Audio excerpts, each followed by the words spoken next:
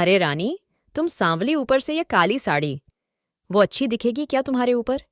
पहले ही तुम्हारे रंग को देखकर लोग ताना मारते हैं। पूरब रानी को बोला, देखो ना, पूरब में बोलती तो कहती सांस बोलती रहती है, हमेशा। ऐसा लगता है जैसे कौवे को काला टीका लगाया हो। पति और सास का बोलना सुनकर जरा उदास हो गई। वो काली नहीं थी, कृष्णवर्णीय और रानी नाक नक्शे में अच्छी थी, पर पति और सास कलर को लेकर रानी को हमेशा ताना मारते थे। क्या करेगा वो भी? वह गोरा और रानी कृष्णवर्णीय। लोगों का क्या, वो तो नाम रखने में पीएचडी होते हैं। ब्लैक और व्हाइट जोड़ी बोलते थे दोनों को। पूरब का मन वैसे साफ था। रानी को अगर कोई कलर को लेकर बोलता तो उसे जरा भी अच्छा नहीं लगता था, इसीलिए वह भी थोड़ा बहुत बोल देता था ताकि वह जिद ना करें। लेकिन जब वह बोलता था तो उसे इस बात का पछतावा होता था। उसकी माँ घर में हमेशा कड़वाहट रखती थी। आज भी वैसे ही हुआ। घर में उत्सव के माहौल में सुबह जब सास ने रानी से बात की तो वह थोड़ी घबराई हुई थी। उसका चेहरा भी शांत था। पूरब वास्तव में खुद पर शर्मिंदा था। अपराधी की तरह बैठने के बजाय वह काम के लिए बाहर गया।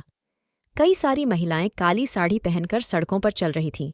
सभी ही गोरी थी ऐसा नहीं था, लेकिन उन पर वह काली साड़ी अच्छी लग रही थी। पूरब काम की जगह पर गया।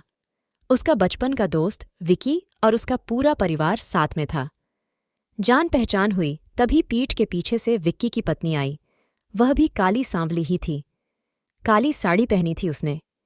पीछे से एक आवाज आई, प्रतीक्षा दीदी, अच्छी दिख रही हो आप, आपकी साड़ी भी अच्छी है, और आप भी। प्रतीक्षा के चेहरे पर खुशी आई। उससे ज्यादा विक्की खुश हो गया था। पूरब विकी को कुतूहल से देख रहा था। विकी ने वह देखा और जाना। वो पूरब के सवालों को हल करना चाहता था। विकी ने पूरब से सीधे ही पूछ लिया, पूछो, तुम्हारे मन में जो भी है, मैं तुम्हें उसका उत्तर देने के लिए तैयार हूं। पूरब पहले हड़बड़ाया, फिर वह बोलने लगा कि नहीं नहीं, ऐसा कुछ भी नहीं है।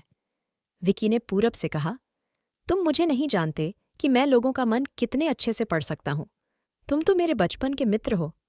तुम्हारे मन की बात भला मुझसे कैसे छुपी रह सकती है? विकी आगे बोला, चलो ठीक है, तुम्हारा सवाल भी मैं ही बता देता हूं।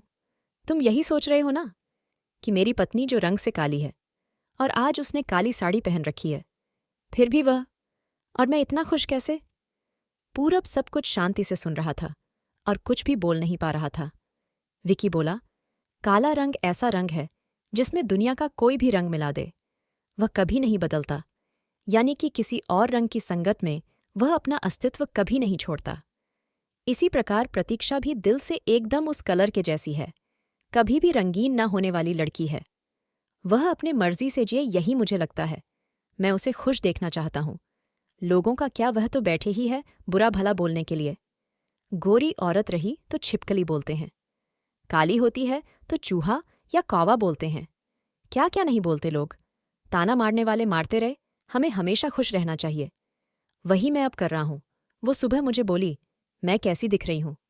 अच्छी लग रही हो तुम। ऐसा बोलने पर उसके चेहरे पर वह कोलगेट स्माइल देखकर मुझे सकारात्मक ऊर्जा मिली।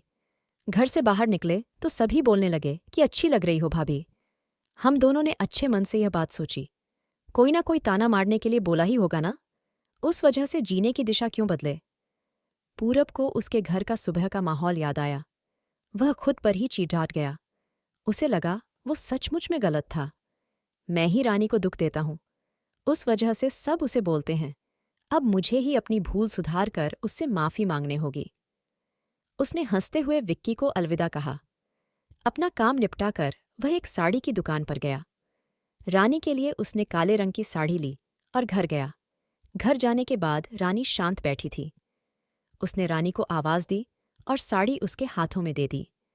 रानी को जरा अलग ही लगा। उसने प्रश्नार्थक नजरों से पूरब की ओर देखा।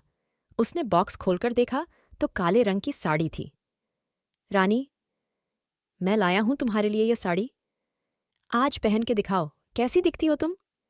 अच्छी नहीं लगी तो बदल देंगे साड़ी को। देखने तो दो, कैसी दिखती हो तुम इस रंग में।